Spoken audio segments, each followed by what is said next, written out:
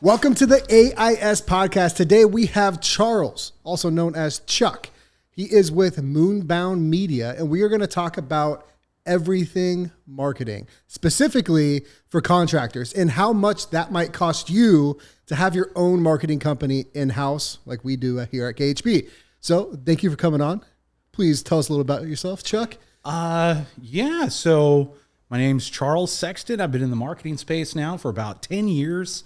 Off and on, working with a couple of different companies. Kind of had my own thing going there for a while, and then decided, hey, we definitely want to reach out into more people and kind of service a bigger market. So trying to do that, trying to get that off the ground and help out businesses much like yourself. Yeah, and now you're on your own once again. Yes. Here you are. Yes. Okay. Well, so here at KHB, you know a little bit about us. We've met many times prior to this about our marketing efforts here at KHB, and specifically how we're trying to get more efficient with our marketing dollars because it can be very expensive. Very expensive. Trying to do it in-house. We make the joke, we're a marketing company that happens to do construction. It's very much true. You've seen the back end of our stuff. Let's kind of break down, one, what should contractors have in-house? What should they be sending out to, let's say, subcontractors, if you will, for their marketing efforts? So give us kind of the lay of the land on what contractors should be doing in their business for marketing. At the bare minimum, contractors should actually care about their G&B listing from a local level. If you're trying to reach local clients, your Google My Business listing is one of the single most important things that you could be taking a look at and be keeping track of. And so that's like posting content on there, so photos of your work, making sure you're getting reviews. Yes, much more making sure that you're getting reviews. You need to try and leverage either a software or a person on your team that can manage that for you to get reviews back. That way you rank in Google. We've noticed over the last 6 to 8 months that for some reason, ranking via SEO, ranking via search campaigns and things of that nature is not driving customers to your website as much as you would like. Mm-hmm. It's pretty much contingent on the G&B listing. Social proof, being seen.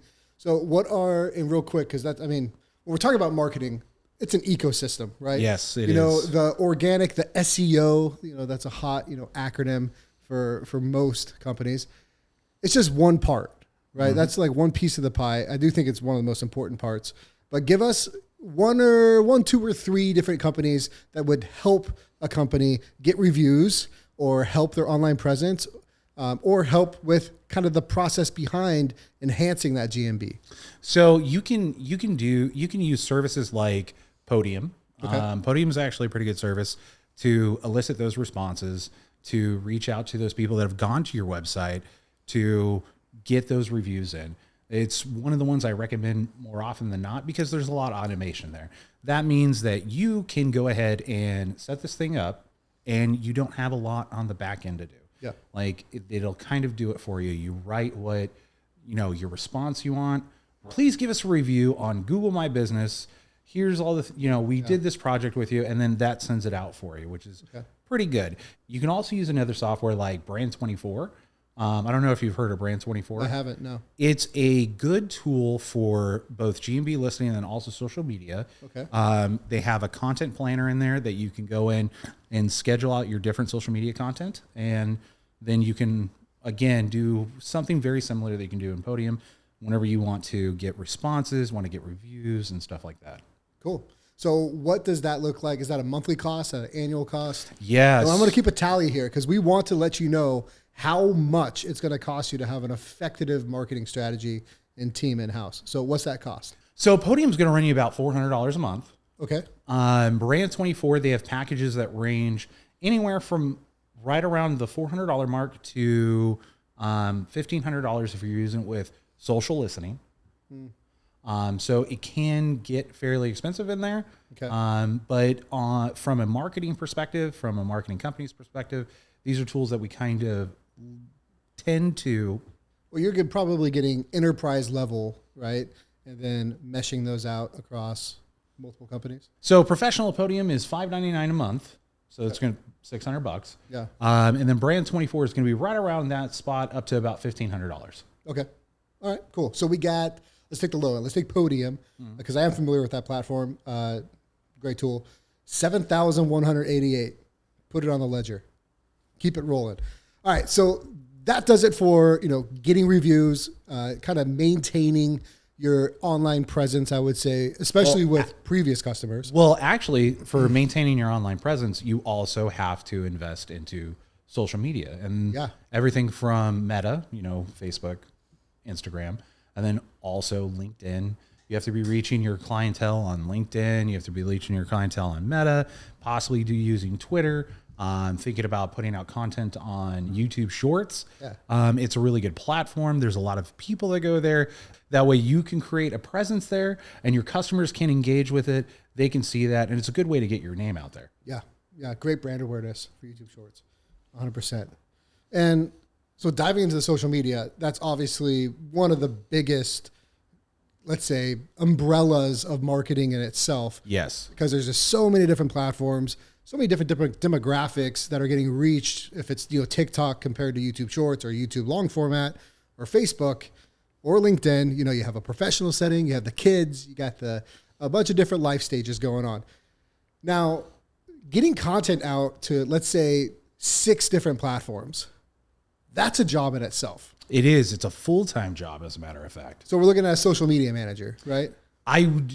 Typically, whenever we work with companies, we don't necessarily suggest hiring someone to do all of your content. And the reason is, if they don't have some kind of workflow, they don't have some kind of team behind them, they ultimately are going to fail. It takes a really long time to build out social media campaigns. It takes a lot of follow-up. There's a lot of content involved. There's a lot of editing. Yeah. There's just a lot of stuff on the back end. And if one person, depending on what size of your company it is, if one person's trying to handle all of that, it could just be legitimately too much. Yeah. Yeah. We actually experienced that. We've had a social media manager in the past where it was, I think maybe the deliverables might have been a little bit too high, but it was a full-time job to maintain and post and then also report back. What's our position look like? Like, are we gaining any traction? What's our net gain on followers? What were our impressions? How many DMs are we getting? Are we interacting with other people's pages? There's just so much to do. The constant amount of follow-up, it takes crazy. A long time. And it takes a long time to get used to. It takes a long time to get into that mode. I would say your typical marketing manager these days, they're just not equipped to handle that type of workload. Yeah. Especially if it's just one person. Now, if you want to build out an entire department, that's a different story. Yeah. But hiring and finding those qualified people is another difficult task. I mean, as you know. Yeah. Yeah. It's very tough because it's essentially 2 startups at once. Mm-hmm. You have a marketing startup essentially, and what really pays the bills, the contracting, right? The actual work that you're good at as a contractor. Like, you need to be fulfilling the work that you know how to do. Yeah, it is tough. So what would you recommend? Would you recommend that contractors find kind of an all-inclusive social media management agency to really, you just give them content, they edit, serve it, manage it, report back on how it did? Excuse me. Oh.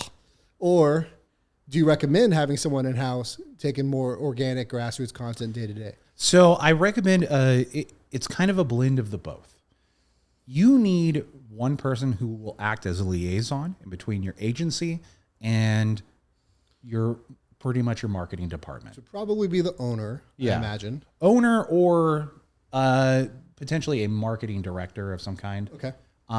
But it also goes back to what we were talking about earlier of how much money it's going to cost. So you hire a company like us, we can handle all of that for you. Yeah. But we need someone to talk to. That way we know when we can push content out. So let's say, for instance, you're doing something like a meet the team where you're going to highlight one of your employees every week and you're going to push that on social media. We need someone to talk to. We need someone that can facilitate that, that as an owner, you don't have to go through, let's say you have 100 employees. How much time would you actually spend on going to that person saying, hey, they're going to be here to shoot with you next Monday. Oh, okay, we're going to do Tracy next week. Yeah. Hey, how much time, that leads into a lot of time along the back end. So you need someone to take over that task. Yeah. That's what I'm talking about, more along the lines of a liaison, someone who understands marketing, at least from a basic level, from an entry level. And then we can create the content, we can service that up, we can create the campaigns and things of that nature. And I suggest more companies take a look at that model, regardless if you go with a company like mine or you go with another marketing agency, because it just works. Yeah. It works a lot better. Yeah, a lot smoother. So marketing, social media management, let's say, what's the cost? Monthly cost for a baseline deliverable on delivering that content, managing it, reporting back, and maybe professional insight consulting. So you're looking at two separate costs. One, if you have the content creation company, or you have that. Let's say the contractor's shooting their own content. He's taking it on his iPhone. Oh, right, and you're telling him vertical or horizontal, send it over. They're sending over the content. We don't have to worry about any of the production work. You're looking at somewhere in the neighborhood of about $3,000 to $6,000. And that really matters about how many people you want to hit, and how many posts you want to get out. And we're not even talking about, we have not even touched on ad spend yet. Oh, the funnel creation and delivery and serving ads, whole other beast. Okay, so can we say 4,500? Yes, About 40, that for right most- around 4,500 worth of management. All right, so 4,500, and that's a month, right? That is a month. Oh gosh, I'm gonna get pen and paper. Okay, 7188. 61,188. All right, keep that tally going.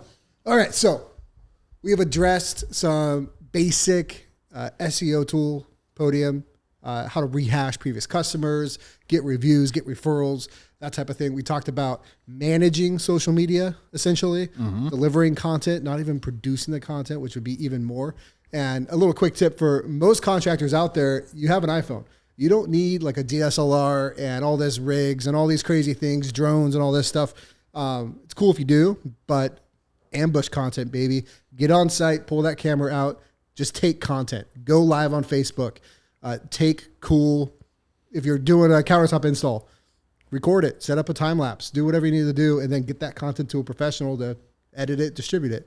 And we also suggest too, along with that type of plan, if you're going to try to do most of this yourself, get a Dropbox, get a Google Drive, something where you can send those files out so that way you have access to them at any time. Yeah. Yeah. So what's next? Paid ads? Paid ads. Paid ads. Paid ads. Now, this is something that internally we've been going back and forth. As you know, we started with a marketing director that I worked with, David, producer Dave behind the camera, the man that makes all the magic happen. We all three were just shooting content, editing it, serving it through multiple touch funnels, through PPC, mostly actually through PPC up front, Facebook, YouTube campaigns. Gosh, there's just so many ways to slice the pie. There is. Let's break down the three sections of a funnel and how the content from your marketing department can serve those funnels. So first, top of funnel. Let's call that brand awareness. Number two, middle of funnel. Let's call that nourishment, education, if you will. And then three, give me your money. Yeah. Make that buying decision. Make that buying decision. Yeah. The CTA of the tail end of the funnel. So let's break that down. How big's that funnel? How many moving pieces are there? How many ad platforms are you going to be utilizing to fulfill a funnel? And maybe even just describe maybe a little bit more in depth what a funnel is. So loaded question. Sorry. Yeah, it's definitely a loaded question, but I do appreciate it. You're throwing me over something that's very difficult to explain. Into the fire. Yeah. So there's a lot of different elements whenever it comes to building out your own funnel. Now you could build these out based off from ideas, based off from content pillars, what type of work you guys do, what are these content pillars that we have to hit, what do we see that's actually working? And that would be obviously your brand awareness that's at the top. Yeah. Now, can I pause one more time? Go ahead. When you're thinking about this, and we talked about this in a previous podcast, nothing matters except for what's customer facing. So obviously the messaging you're putting out there should resonate, should bring value to your ideal customer, right? So it's not the things that you think are cool as a contractor, it's things that are going to actually benefit your customer. Which you have to do research on. Resume. You do. Yes, you have to do a lot of research on, and you have to do a lot of tracking with. Yep. Again, going back to it, top of mind, we're doing brand awareness. Hey, we're a contracting company. We've been out there for 40 years. We do X, Y, Z. I do flooring and stucco or whatever. Yeah. It could be something as simple as that, and you can get that message out there. When you go into, and let's actually just take it from a singular note. Let's say brand awareness, and we're just going to take it as single pieces, not even multiple different pieces. All right, so let's say, for instance, you're a roofing company. You can make a message as simple as, I've been out there for 40 years. These are the types of roof I do. We do comp, we do tile, we do also have the solar, the new solar thing. It's been a minute since I've been in the roofing industry, so I don't know all the different ones that are out there. Yeah. Show some pretty pictures. So show some video of that being installed. You know, you can do a video of the tear-offs. People love demo work, and then service that up on social media. Now, once we build a following from there, we know that brand awareness is out there. We have at least some people that have eyeballs on our content. Now we need to really niche that down. Who's going to be spending money on our content? Or not content. Who's going to be spending money on these jobs? What type of people are essentially going to buy from us? Mm-hmm. Take a look at that from your own perspective, and then come up with content around that. I know for a fact that during the wintertime, more people are looking at getting, I don't know how many shake roofs are still around, but shake was like a really big thing whenever I was roughing. We did a bunch of shake tear-offs. Tearing them off now. Yeah, everything should be tear. I don't think anyone even does that. No, not but really. But you know, in the wintertime that's something that's going to be a hot button ticket, or a hot ticket item, and you know that you can make money off from it. If you're one of those contractors that can potentially make money off from repairs and things of that nature, again, you're going into the slow season. Even inspections. I know a lot of roofing companies that, like, it's a big referral network with real estate agents, with other inspection companies, like bundling inspections, being that roof inspection guy. Definitely doing 2-year certs. Yeah, that could be definitely a market you could hit. I know you don't typically make too much money off from those, but it's a volume game. Yeah, if you have a guy going out to 15 of them in a single day, that's not terrible. Yeah. And those are the types of things that you actually have to take a look at from your own business and see how many clients that you can service, and then build content around that. And that's kind of like your retargeting, right? You're retargeting everyone that's already went to, hey, I've seen their content, I've seen all this brand awareness stuff, and then taking that information and going, okay, now we're going to service them like, hey, this is actually what we can do. Like super niche it out a little bit. And then that'll help make the buying decision. Okay. So brand awareness. Next up, educational. Educational. I didn't even touch on educational. No. Yeah, educational. So once they know who you are, how are we going to build trust with them enough so, because, I mean, people buy from who they like, know, and trust, right? If they like your content, inherently, they're probably going to like your company. If they trust you, though, that's what gets the check signed, in my opinion, right? From our sales, at least. Well, it'll also help you if you can build that educational content to either live on your website, social media, let's say YouTube, something like that. And you could just kind of build that in a way that it answers a lot of those questions for your clients. That way you don't spend every waking minute on it's a one and done. Yes. Yeah. I like that. I like when we first started, it was the they ask you answer type thing. Someone calls, answer the phone. Oh, they had 10 questions. I wrote all the questions down, and then we shot a video on those questions. And then we had an FAQ playlist that we could just send to homeowners, something that we've been trying to reshoot, but I messed it up. Did you? Now, quick, I don't even know if this is off the topic, but did you guys actually do that did you do that with like email drip, or how did you actually service that up? So that was actually after the initial call. So homeowner calls us, go through pre-qual. I'm writing down their questions. I do a little bit of assignment selling, right? Hey, I'm going to shoot you an email with our customer guide. It's going to explain our full process, what you could expect from this call forward. And here's also a playlist on YouTube that answers a lot of the frequently asked questions of our clients. How much time did you spend doing that? Not much. Now, automation wise, you spent forever, dude. Come on. It took me way too long. Well, as far as shooting the content, yeah, that's a full-time deal right there. It probably took 2 days or so. Now, the follow-up side of it, there's easy mode and hard mode, right? If you have an interactive, like Open API CRM, you can attach a drip campaign on there, and depending on the life stage where they're at, it will automate that email. Hey, client name, great talking with on the phone today, X, Y, and Z. Please follow this link. Check out our FAQs. Attached is a customer guide. Have any questions? Call this tracking number, right? Mm-hmm. Customer support number. Once you have that set up, it is easy once you have it set up. But the front end legwork of that, and for most contractors, they don't have time to do that, right? That whole automation process. Yeah, it takes out all of that, right? And I think assignment selling is huge. It really gets it's a little micro commit from that homeowner that just buys them into your process, which is really important. So I would say probably about a week, a contractor is going to be looking at how to set it up. We're outsourcing what to set up, shooting the content, and then making content that's actually evergreen. And when you're first starting, our biggest issue was like, okay, we shot a video about a certain part of our process that's really educational to a homeowner. Great. 6 months from now, that process is invalid, right? Because we added 10 employees and, $1 million to the revenue. Like, we have to fix the holes in this process, and now we have a new process, shoot another video. So there is upkeep on it, but trying to make it evergreen as possible is good. It's also difficult. It's extreme. Well, and that's, I'm going to find nothing's ever evergreen. No. Trees die, bro.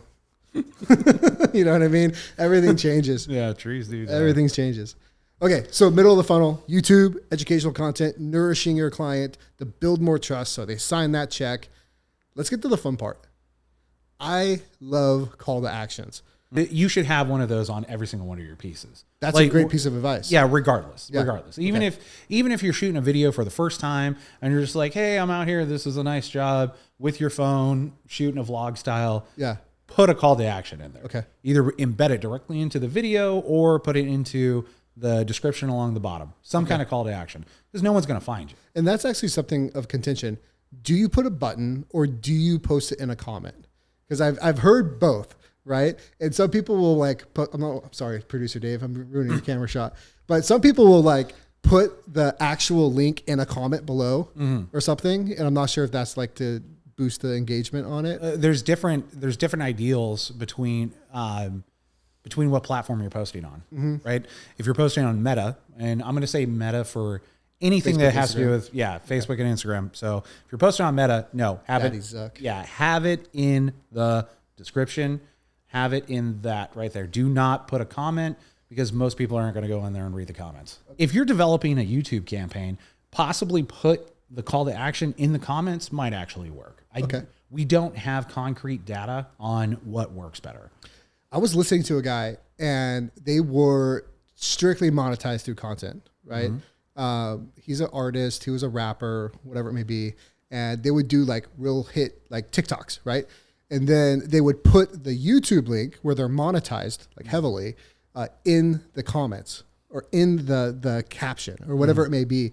And people were clicking that and then obviously going to his page and watching the full video and whatever it may be. And that's putting how they it made in the their caption's money. A great idea. Yeah. Yeah. I think TikTok actually stopped that. Where you can't put any links in their captions anymore, because they obviously want retention on their platform, not to go to YouTube. But yeah, and I was like, well, that makes sense. Like, that's smart. It does. Again, it depends on your platform, and then it also depends on what your audience is engaged with. I don't usually have a lot of concrete, hey, try this. Because I that's generally what Ryan just said was A/B it. So you usually run an A/B test on almost everything, because what works for you is not going to work for me. Yeah. What your audience like, my audience doesn't like. Yeah. And it's like that with legitimately every single company. Every company is unique in that standpoint. There's a lot of things that we can extrapolate and say, hey, these are your best practices. But to get a concrete, definite, hey, draw a line in the sand, do this, not this. Yeah. It's A/B test to everything. Okay. Which goes back to, again, what we were talking about. If you have one person doing this, back to the cost. That's a lot of work. So paid ads. Yes. So the upfront, and from my experience working with agencies that do stuff like this, there's usually upfront setup cost. Yes. Right. And then there's the management fees. Yes. To make sure things are actually working. Monthly reports, obviously communication on messaging, campaigns. They need to know who you need to talk to so they can, hit the right demographic. And then on top of that, icing on the cake is you still got to spend more money to pay Daddy Google. Yes, you do. And Daddy Zuck. Yes. Like, they need their check in order to send your ads. And whoever owns LinkedIn. Who does own LinkedIn? I have no clue. I legitimately have no clue. That'd be an interesting one. I legitimately don't know. I've never heard of him. Yeah. I don't know who owns LinkedIn. How fun would that be? Just probably be a billionaire and no one knows your name. Isn't that a lifestyle? Jeez. Microsoft owns LinkedIn. Who is the founder, though? Huh? Okay. All right. So let's talk about costs. So initial setup fee, management of those campaigns, and then the actual ad spend. Yes. One, let's split the agency from the ad spend a little bit. Yep. How much would setup fee and management be, you think? So we're still talking about agencies for setup. Agencies. Yeah. Yes. A setup fee for an agency is going to run you, and again, it depends on what agency you go with. Just one time? Yeah. One-time fee of about $1,500 to $5,000. $3,500. Yeah. It really depends. Okay. It depends on how much marketing we're going to do. So it really depends about how many services your company offers and how much marketing we're going to be doing. Okay. And then monthly management fee. Once again, that was the one-time setup, right? No, one-time setup is about $1,500. You said about 34, and I put $3,500. Yeah, and then for monthly management, you're looking at anywhere from 28 to about $5,000. Okay, so we'll put another $3,500 a month on management. Yep. All right, remember this number: $64,688. $64,688. Okay. What was that number? $64,688. Okay, so we're at $106,688 a year right now. Yep. Let's talk ad spend. Ad spend can be really expensive, and it really depends about what your marketing agency suggests you do with that money. Okay. Let's say we're doing PPC and then remarketing people through Facebook and let's say Meta in general. Okay. Yeah. That's it. Okay. So we're doing PPC on Google. We're doing PPC on Google. Yep. So just search campaigns? Search campaigns. So your typical search campaign, you don't really want to spend anything less than about $1,500 a month. Okay. Anything less than that, you'll actually notice, which is surprising that I can say this for sure, because you'll notice that Google will say, hey, you need to give us more money. You're a cheap ass. Yeah. Give us more money or we're not going to send your ad out to anywhere. Yeah. Yeah. So it's about $1,500 a month. Minimum. Okay. Minimum. And then whenever you have, again, what we were just talking about is A/B testing. So we would have A/B tests for each one of our search ads. And it could be A, B, and C for different keyword searches. And then there's, again, that goes with actually the setup fee, because there's a charge in that too. Yeah. Because it does take a long time to figure out what will actually be the most effective keywords that you could be using for the search ads. Yeah. Yeah. So $1,500 for about what, $2,000 a month, $5,000 a month. Yeah. Well, and gosh, I'm thinking about like the big, the Goliaths in the space, like Angie. I was right? going to say the exact, yeah, I was actually going to touch on that too. When like in Home Depot, even, I mean, yeah, when they were running contracting services, like you're basically paying to be number 4 in ad search, you know? You are. And which is kind of why we drifted away from search campaigns a little bit, because one, SEO, Map Pack kills every time of SEO organic. And 2, it felt like we were just lighting money on fire, because we're not spending $300,000 a month like Angie is, and probably even more than that they're spending. It's a very difficult space to compete in whenever it comes to PPC. It's a very, very, very difficult space. And PPC is just one piece of the funnel. Yes. Like, let's say that's the top of funnel brand awareness in that case. Like someone searches for, in my case, how much does a kitchen remodel cost? You have an ad that targets that keyword and then says, here's an answer, right? They click that. Doesn't mean they're necessarily a hot and bothered lead ready to sell. No. They're still the middle of the funnel. Yep. And that's where Meta would come in. Yes. And this, you know. Meta is a space in which you can actually compete with the big boys. Yes. You can. Because unique pieces of content drive different users to see it. And depending on who you are, your likes, your interests, Meta's tracking all of that. Anything that you've ever clicked on from Meta, anything that you've stopped, we call it stop the scroll. Anything you've stopped on and hovered on for more than like 2.5 seconds, Meta knows. Or actually even less. Probably. Yeah. They probably track your eyes. I saw you. I saw that. Yeah, they definitely track your eyes. Keep serving. Yeah. Keep serving. They're definitely listening in too. Oh yeah, for sure. That's why you don't get me started on the conspiracies. Oh my goodness. I am a tin hat wearing dude. Yeah. Yeah. But why worry about it? I mean, they're collecting all of it anyways. There's nothing you can do. We're too far gone, bro. Yeah, we're way. Yeah. Okay, so Meta, how much monthly you think we're spending there?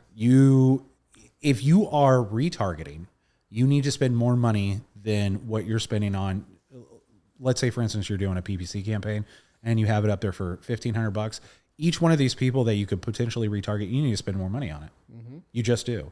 So I would suggest somewhere spending $1,500 on PPC, probably $2,000 to $3,000 on retargeting campaign through Meta. Okay, so remember, and that's not touching LinkedIn yet. I know. Yeah. Remember this number: 106,688. 106,688. Then we're gonna go bottom of the barrel for Google. We'll go 2,500 on retargeting by 12. Another 48,000. What was that number? 100,000. 688. 688. There we go. Right on. All right, we're at 148,688. 148,688. And we're breaking a cardinal rule. We're doing public math. Yeah. Gosh, can't do public math. Okay. All right, now LinkedIn. Another arm here. Yes. So what's different about marketing on LinkedIn compared to It's more Meta? expensive. Okay, great. I'm sure the audience loves that answer. Yeah. Well, I mean, it's the truth. The biggest defining characteristic on marketing on LinkedIn compared to Meta is, yes, it's more expensive, but the targeting's better. Because it is B2B technically. No. Right? No, you're direct to Well, consumer. there's individuals, but is there the same privacy that Facebook has? No. Because I guess that's what I was getting at. That's what I was saying. Your targeting's better. Yeah. Because And you're paying for that customization. yes, you are a CEO of a company that does construction. Yep. I could target you based off from just that. I can also target you based off from how much money you make, because you typically, those were one of the questions that LinkedIn asked you. Yeah. So whenever you're applying for jobs, since it's so job related, we can niche that down to the job. We can also niche that down to geographic locations. You can do that on every platform too. Yeah. But whenever I'm talking about geographic locations, we're talking like 2.5 mile radius within this area. I really want to put out an ad in this neighborhood over here. Boom. There you go. I know that Johnny over here on the corner makes $400,000 a year, and Susie over there on the other corner makes $225,000 a year. And yes, LinkedIn will tell you that. So you can target that area. So they have expendable income because of census data, and then also LinkedIn, there's an average median income in the area of like $500,000. So you can target that particular area. I like it. Yeah, you can also target based off from interests as well. So they have the interest thing too, just like how you have on Facebook or Meta and Google. Okay. So are we spending $3,000 here? Are we spending $6,000? You're spending $6,000. You're spending $6,000 on LinkedIn? At least. Oh, gosh. Effective campaigns can also range between whether you're doing display or you're doing in-message targeting. If you've ever been on LinkedIn, when you get like a message from someone, you're like, oh, who's that from? Oh, that's an ad. Yeah. Yeah. Jeez. Gosh. Okay. So we're at $220,688 for an all-inclusive marketing package so far. Yep. Okay. What are we missing? Where's the holes? The holes would be if you want to target like just the Hispanic market, Yeah. or you want to target just the Hmong market, you want to target just the Punjabi market, which would take you to WhatsApp. Ah, Yeah. interesting. Yeah. One of the other holes that can potentially be here too is you need to understand what the age demographic of your customer is. Yeah. If your age demographic of your customers are older, then that inherently leads you to, well, why aren't we talking about OTT? Why aren't we talking about potentially doing broadcast? Why aren't we talking about potentially doing radio? Yeah. Literally getting in front of them on the TV. Yes. Yeah, makes a lot of sense. And we haven't even covered print. We haven't covered. Oh, I was going to bring that up with, we use a company called Dope Marketing out of Minnesota, I think. Really smart company. And Dave Curl's a really funny dude. Really good business owner, good entrepreneur. We spend close to $1,000 a month, I would say, between like just the account fees and then obviously EDDM. This could almost turn into an ad for Dope Marketing because that's cheap. Yeah, $500 for admin. Yeah, that's really cheap. Dude, they're honestly, shout out Dope Marketing. Yeah, send this to Dave. That's really cheap. Other Dave. Yeah, no, I really like their company. We've worked with them almost since the beginning. And what they have really cool data scrapers to where you can get like granular like LinkedIn would. I would say I want this home value, married, purchased from this year or older or newer.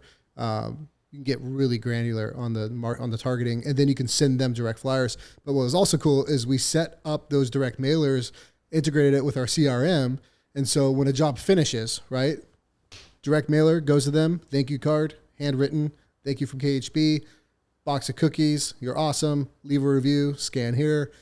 And also inside of our process too, if someone doesn't work out, direct mailer, we want to be in touch with you. And then we could also canvas that whole area. That's a good, different messaging. That's definitely a good idea for at the end of the job. That's a good idea for if a potential lead didn't work out. Yeah. I would say canvassing is probably not the greatest idea because you can't track it. Well, we track it through the QR code and through the number. Both of those are trackable. But yeah, it's a touch. Yeah. And that's the one thing about marketing agencies. There's so much smoke and mirrors. You never know what's coming where. No. You know, but I really do like that service that they have. And it's a pretty important part, I think. Really trust building, right? Like, hey, we're in your neighborhood. We've done work for your neighbor, right? Your neighbor loved us. Look at the review that your neighbor put on our GMB. We want to do your house. It's definitely a really good idea. Yeah. So, and shout out to Dope Marketing. Let's add that in there. All right. Remember this number, 220-688. 220-688. We're going to put that at $1,200 a month. Just for anyone who's actually watching this, I have the worst memory of anyone alive. I have to write everything down. $235, $88. $235.88. Yep. That's where we're at. I thought it was at $240 before. I don't remember. Yeah, $230. We're around there. It's going to be about... Here's a spoiler. It's around $300,000. It's around $300,000. There you go. Oh, okay. So we have the media, the social media, the content going out. We have the basic delivery of those funnels. You know, Google, Meta, LinkedIn, some direct mail. What else? Like, is there much more to a marketing approach here? Well, again, like I was just saying, broadcast and OTT. Okay. Right. So this is one of those things that, let's say, I'm going to go back to PPC for a second because inherently I'm not necessarily against it, but I'm also not for it because I don't see that big of an ROI from a customer's perspective, especially over the last like 6 months to a year for us running campaigns for different clientele. I would suggest if you have an older audience that you should divert that money into something like broadcast. Okay. Develop a commercial and a campaign around broadcast, purchase a spot.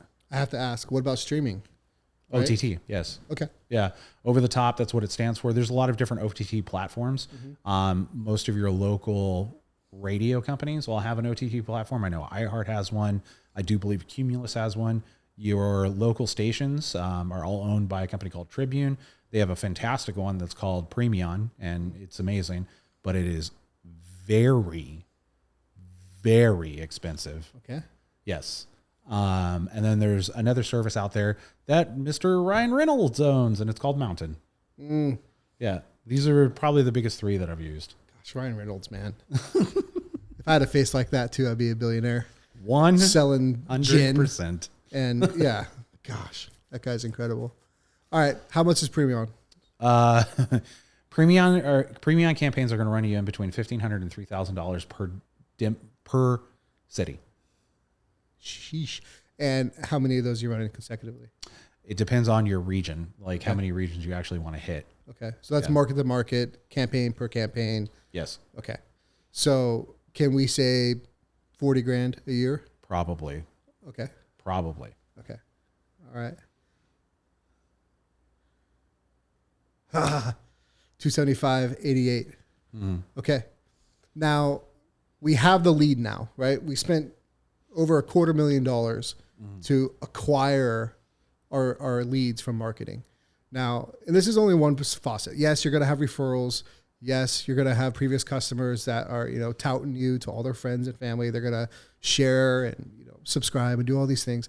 That's the baseline, right? Like as a business owner, as a contracting company, you have to take care of your customers so you get referrals. Definitely. Right? Referrals are king. It's the best marketing there is 100%. A previous customer saying, hey, this company's great. Get your kitchen done with them. It's the best way you can do it. This is supplemental. And there's an argument that referrals aren't scalable.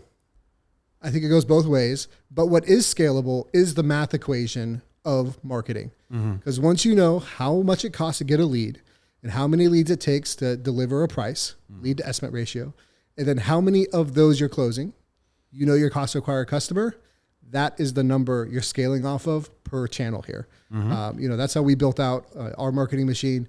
I know I put, $3,000 in the Google machine. I should get a $170,000 job back, right? It's a beautiful thing once you figure it out, because then this is not as much guesswork, but that's the baseline. Now you have the customer. You have to be able to manage them, right? And I would put a CRM in the marketing side because it can directly integrate into your marketing approach. Yes. With communication, depending on where they're at, because they're still not sold yet, right? They filled out the form on the website. Great. That's just like really the beginning of your company's process kicking in and showing value. So you have to keep communicating with them, whether that be like a MailChimp integration or HubSpot. That's a great CRM for kind of an all-inclusive platform. And what's that run? What's like a HubSpot annually? We used to run HubSpot. We go to monday.com now, and it's actually a bit cheaper. But I don't run the finances here. Monday is cheaper than HubSpot? Monday is cheaper than HubSpot. Significantly cheaper. Wow. That's why we switched, because it had so much, it's open API, and it's literally plug and play automation and integration. I would imagine that's probably running your company about $1,500 a month. No. A couple $100 a month. Shut up. Dude, Monday was like... Monday's sick. No, Monday used to be like the most like I said, expensive. I don't do finance here. I don't honestly, I get operations and finance tells me sales is doing good. Well, the thing about Monday, especially from from KHB's business model, is it's also not your only CRM. Pricing. Okay. $16 a month per seat. Per user. Wow. We have 12 users, something like that. Let's say $160 a month. That's so cheap. Monday. That's so cheap. It's insane. Get Monday. Send this to Monday. Next week. I want to talk to Monday.com. AIS is brought to you by Zen, Dope Marketing, and Monday.com. It's crazy. So, let's say most contracted companies, maybe they have like 5 people in their office that might be touching that CRM. So let's do, I cleared it. 275,088. Yeah. 275,088. Okay. 275,088. So 16 times 5 times 12 plus 275. 275,088. Okay. All right. That's a drop in the bucket compared to 275, man. And I would say that pretty much rounds out the marketing, in my opinion. Yeah.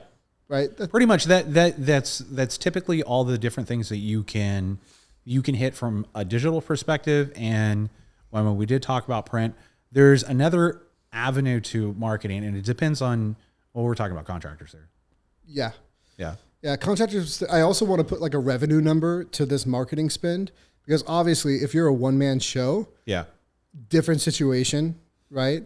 Like KHB, we're right around that 8-figure mark, right? So right around that 10 million mark in sales that we should be producing, and just over 300,000 is what produces that. So that's with a grain of salt, right? So let's say use the $10 million number as the scale here for 300,000. The one thing that I don't think that we've talked about is public relations. PR is huge. Yeah, PR is really big in any given local market. This is something that you could do with your local chamber, becoming a member of Kiwanis, becoming a member of your local Rotary Club, those types of things. That way you can actually have some kind of network to build out with. And I would quantify that under a marketing budget as well. I would say so. I'd agree with that. Yeah. Pretty cheap though. I think Rotary or Chamber of Commerce for us is like a couple $100 Yeah, that's a true. year. Yeah, it's not bad at all. And for all the events they throw and all the networking you can get out of that. And one thing that with those types of groups, do your research on who's in the group. Like go full CIA. You get all the way down to, you know, what city they live in, where they work, what they do, and then find a problem that they have and come with a solution. And use that in the back of your mind. Because there's been times where like I meet someone that I've been doing research on and I know a potential problem they might have, and I have a solution or a connection or a resource for them. And then that second or third meeting, I could drop that solution for them, and you gain so much credibility with that person. Yeah, just by following through and delivering.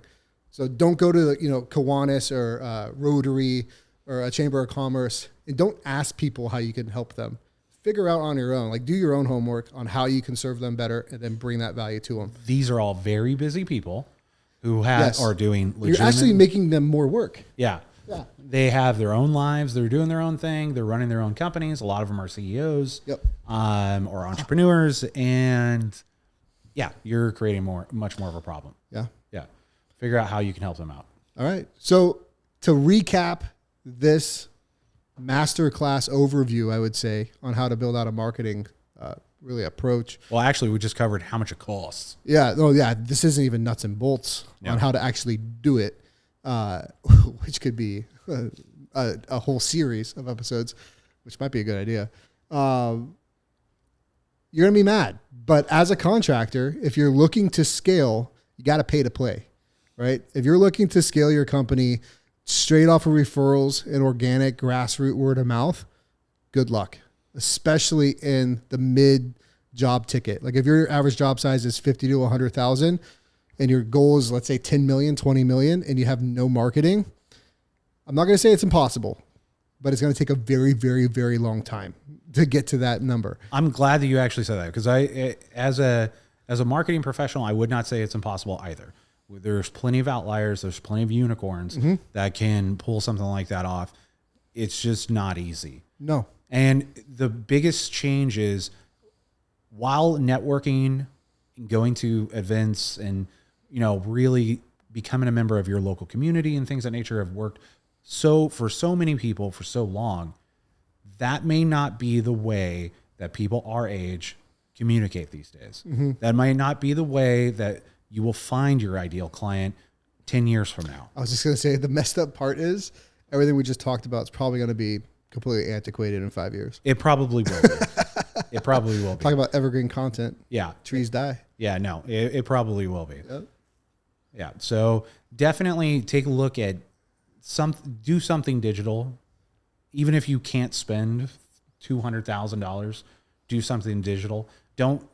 Also don't think that you can copy what KHB has done whenever it comes to their rollout and all their implementation from a social perspective on your own. You can't just hire one person to do that. Look for a marketing agency in your local area to facilitate that, or at least consult with at the very least. Yeah. Yeah. Every time I talk to other contractors that ask how we did what we did, it was an educated roll of the dice, but it was a very, very, very big gamble, because marketing initially is not going to pay the bills. No. Right. I think we just got our first brand deal 3 months ago. It is not a significant amount, right? Our marketing company is just now producing like direct revenue stream. If you're, so it can be tough. You need to make sure that you're putting your money in efficient vehicles to make a return on your marketing dollars, or it's going to be scary for you. And don't throw money at the wall with using PPC. I'm just going to say that. Shots fired. Don't throw money at the wall. All right. Well, thanks for checking out this episode. I hope you found value in it. There's a lot in here. If you have any questions about it, shoot us an email. We'd love to talk about it. Like, share, subscribe, tell your friends. We love doing these things, and we'll see you next week.